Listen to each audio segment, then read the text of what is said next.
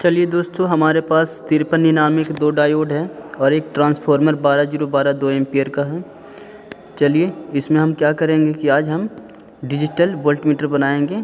तो ये देखिए 2 ग्रीन वायर जो है ये 12 और 12 यानी 24 वोल्ट यहाँ देगा। तो ये डायोड आपका क्या नेगेटिव टर्मिनल को यहाँ हम जोड़ दिए और ये पॉजिटिव टर्मिनल के डायोड को हम लोग ट्रांसफार्मर के सिरे से जोड़ दिए हैं। और देखिए ये हमारे पास कैपेसिटर है 1000 माइक्रोफराड 35 से 50 वोल्ट की, ठीक है। इसको भी हम लोग क्या करते हैं कि सोल्डरिंग के माध्यम से इसको हम इस तरह से जोड़ लेते हैं। तो जो वाइट वाला पोलरिटी दिख रहा है वो नेगेटिव है, बाकी उसका पॉजिटिव है। तो ये रेजिस्टेंस है 3.3 किलो ओम का 1 वाट का और ये है आपका 2.7 किलो ओम हाफ वाट का। तो 2 रेजिस्टेंस को इस तरह से जोड़ लेते हैं हम लोग पॉजिटिव टर्मिनल में। और फिर ये देखिए 3 टर्मिनल्स का वोल्ट मीटर है। जो पीला वाला सिरा क्या है वोल्ट मेजर करेगा और ब्लैक वाला जो है वो आपका कॉमन है।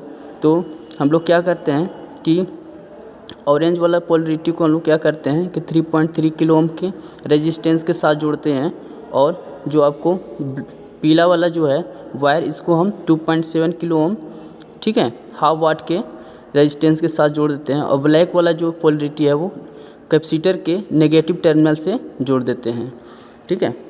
तो इस तरह से हम लोग को क्या करना है कि इसको कनेक्शन कर देना है।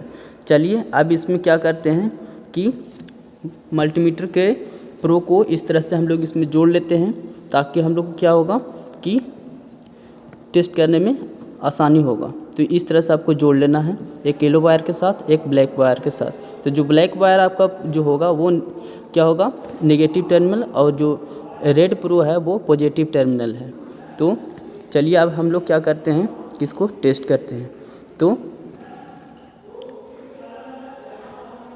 ये दोनों जो देख रहे हैं 12012 का है। आप एडेप्टर ट्रांसफार्मर नहीं हो तो आप एडेप्टर से भी इसको आप चला सकते हो, ठीक है। तो इससे अच्छा होगा कि आप ट्रांसफार्मर की मदद से कर लें तो अच्छा होगा। तो इस तरह से हम लोग क्या किए हैं कि यहाँ सप्लाई से जोड़ दिए।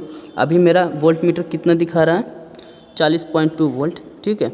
चलिए इसको हम क्या करते हैं कि चेक करते हैं। अब इससे हम तो सबसे पहले क्या करेंगे कि इसको हम लोग थोड़ा सा साइड कर लेते हैं और एक एलईडी बल्ब लेते हैं।